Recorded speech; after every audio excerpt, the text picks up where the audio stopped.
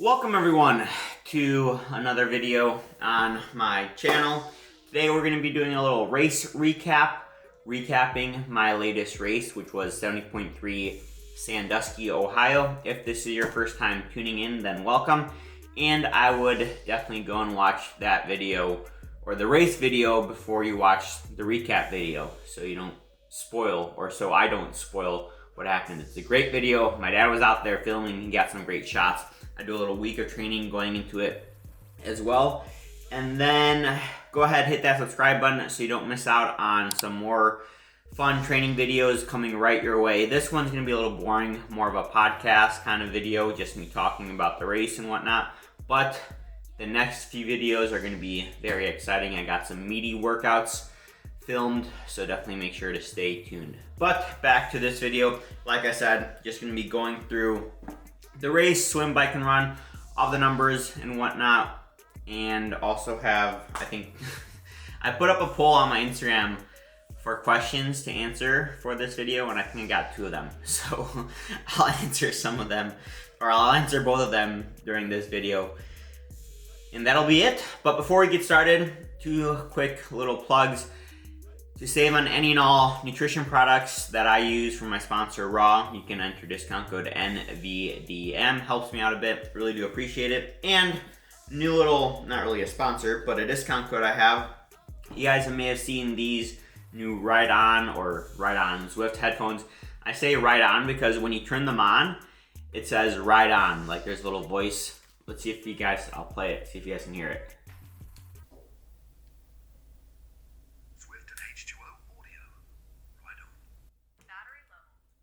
Isn't that pretty cool? Yeah, so they are the Zwift H20 collab headphones. If you guys want to pick up a pair of these, you can get $50 off by entering code PARKERKERTH. That's enough of that. Let's get into it. So first things first, I'll start off morning of. And I think this actually answers one of the questions I got. I think my great friend Joe Kazar, he asked me what I ate morning of. Would love to know what you ate. So morning of, I pretty much have the same thing before every race. I love those rice packets you can get, like the Ben's Original Rice. I always go with the coconut variety. So I usually have between half a packet to a full packet of that, depending on how my stomach is feeling. And then I throw in some honey, bananas, and that's pretty much it. Get some good carbs in me. Oh, also some protein, or not protein, powdered peanut butter. So I'll mix that up, and chocolate electrolytes, chocolate replenish. So it's like a peanut butter chocolate carb bomb. You got the peanut butter from the powdered peanut butter, bananas, honey, and the coconut rice. It actually goes really well together. So that's what I usually have before or in the morning. And then in transition, setting stuff up, I had a bottle with 50 grams of carbs, and I think 2,000 milligrams of sodium, all coming from raw fuel. So just sipped on that. And then speaking of transition, we went over to the start. It was a pretty cool swim start. You actually jumped off a ferry, which was pretty interesting. I think that was my first time ever that I jumped, you know, usually like running or something, but I was jumping off a little ferry, which was fun. Unlike the swim. The swim, it was wetsuit optional, so I wore my swim skin, which I was shocked because the day before at the expo, it was 75 degrees, the water temperature was 75, and it rained overnight, so I was almost certain that it was going to be cooler the next day in wetsuit legal, but it ended up being like 77 degrees, so it was warm, and it was dirty too. It was almost as dirty as the woodland swim in Ironman, Texas. You couldn't see your hand in front of your face, but not only was it dirty and warm, man, it was wavy. It was by far the waviest, choppiest swim I've ever swam. You know, it was tough when I was in T1, so after the swim, there was a guy that came out with me, and he said, man, I'm a swimmer, and that was hard. So that's how I knew it was hard. But all that considered, I'm pretty happy with the swim. I think it was a little bit short. My Garmin recorded 1,958 yards, so about maybe 100 yards short or so, 150 yards short. And my average pace was 1:38, which was the exact same actually at Ironman Texas. But the fact that this was so choppy, I'm actually really happy with that, because I think this was, you know, if it was the same conditions at Texas, I think I could have gone 1 to 2 minutes faster. So pretty happy with that, all things considered. Average heart rate was 155, and I was looking at my average heart rate from Ironman Texas, and I think it was like 135, so I was definitely working a lot harder in this one. So very happy with that.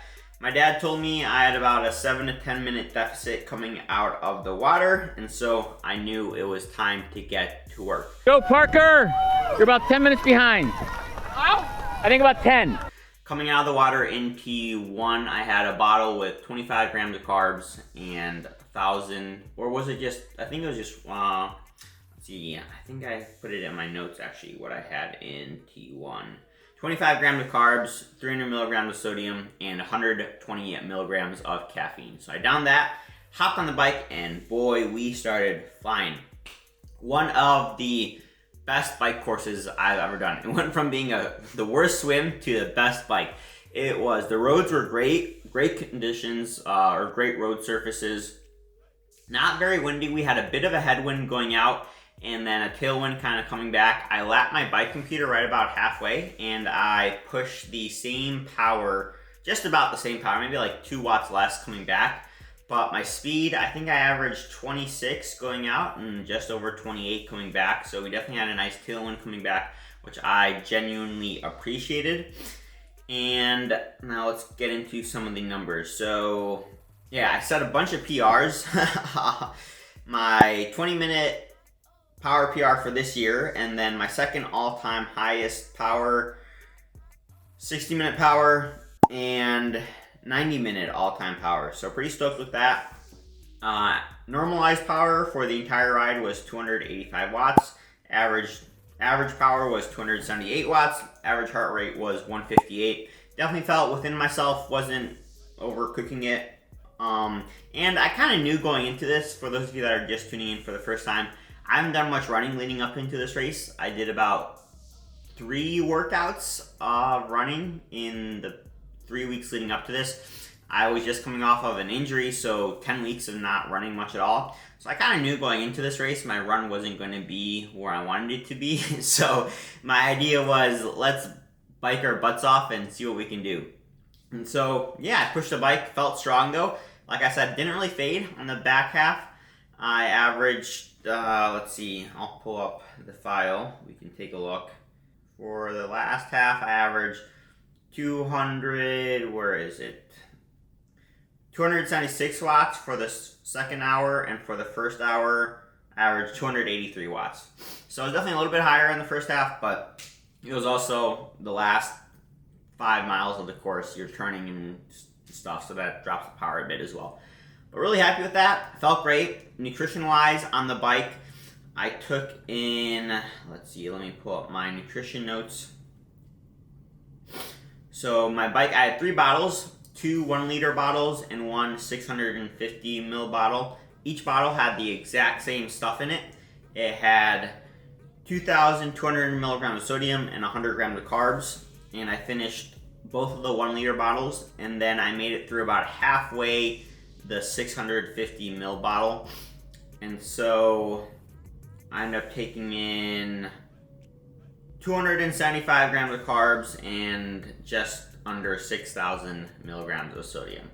Like I said, it's all kind of guesswork because I don't know exactly how much I took in, but I didn't have to stop at any aid stations.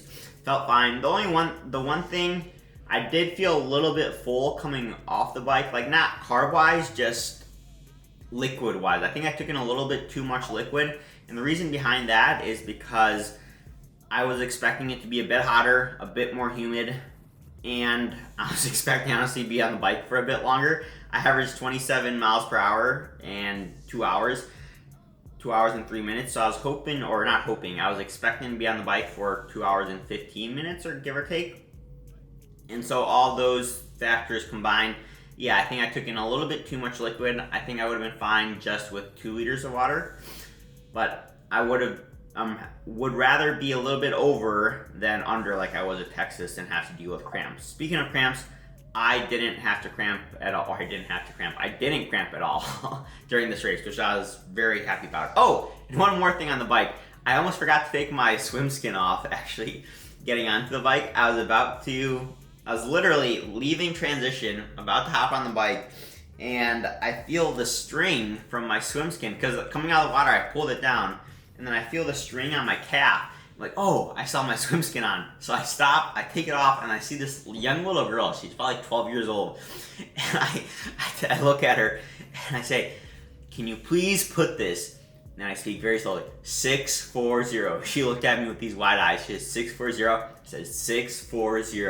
And well, wouldn't you know it, she put it back in transition at bib number 640, which was my bib. So very happy about that. And thank you to that wonderful young girl who did that for me.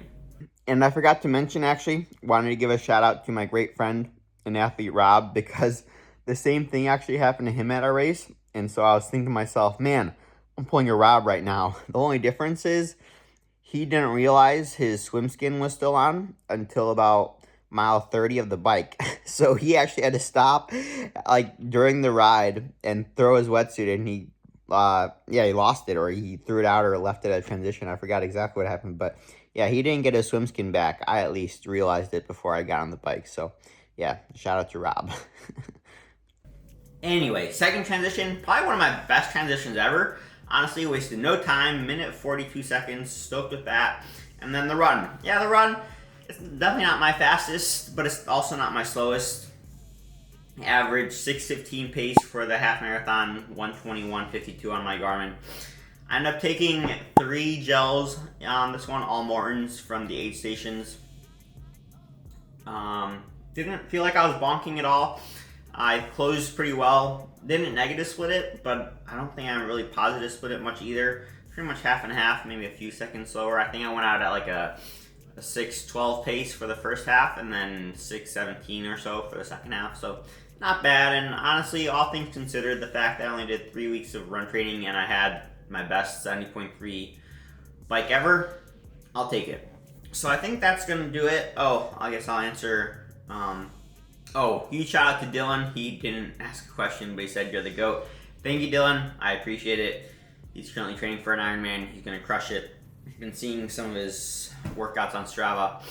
Yeah, keep it up. And now Mitch commented, learn, try anything new you'll keep using forward. That you'll keep using going forward while training around the injury. The incline running, I think that helped a lot. Definitely was able to get back to doing somewhat running before the speed work. And honestly, being able to run a 6:15 pace for a half marathon with only 3 weeks of speed training, I'll take it. So I think the incline running helped, the heat also, and honestly smashing the bike. Just increasing the bike volume. I was doing 2 to 3 hard bike sessions a week, and that definitely showed. So I'm very happy with that. And upping the carbs as well. That's the most I fueled the bike. And yeah, happy with that. But that's going to do it, I think, for this video. Like I said, have many more interesting videos coming right your way. So stay tuned for that. If you guys have any more questions, let me know down below in the comments, and I'll do my best to respond. We'll catch up, as always, in the next one. Oh, also, I do want to give a huge shout out to all the guys I saw in Ironman Village that came up and said hi to me. Really appreciate it. It's always nice to see fellow fans. So if you ever do see me, come say hi. But please tell me what your name is, because there's quite a few times when someone will say, oh, hey, you're Parker. And I appreciate it, but I don't know what your name is. And so I kind of feel like an idiot because I don't know who I'm talking to. So yeah, tell me your name and how you know me if you guys ever see me out there. But yeah, see you guys in the next one. I guess I forgot to mention my final results. So I ended up going 4:03, which was about a 2-minute 70.3 PR. Won my age group, and I got 3rd overall. Not a bad day.